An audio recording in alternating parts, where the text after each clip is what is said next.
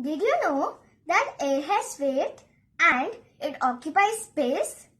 Let's understand it with an experiment. Two inflated balloons, a stick and a thread. We can see that both the balloons have equal weight.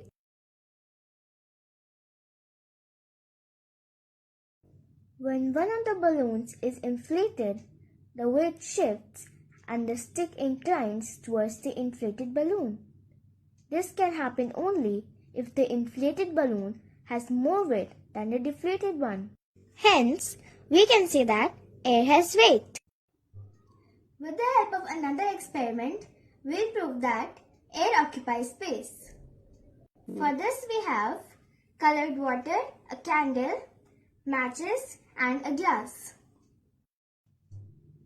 When a glass is put over the burning candle, we can see that the candle is put off after a few seconds and the water level inside the glass rises up. This is because air consists of 21% oxygen. When the oxygen present in the air inside the glass is burnt completely, the candle is put off and the water takes up the empty space inside the glass and rises up due to the atmospheric pressure. This proves that the air occupies space. So now we'll prove that air has pressure. I have a bottle filled with water and as we can see that there is a small hole in it, but still the water is not coming out. Why? Let's find out. As soon as I open the cap, the water from the hole starts flowing.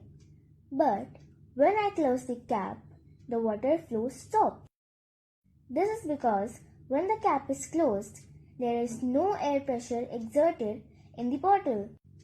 But as soon as the cap are opened, the air rushes in the bottle, which exerts air pressure and water starts flowing. This proves that air has pressure. That was interesting, isn't it? Thanks for watching my video.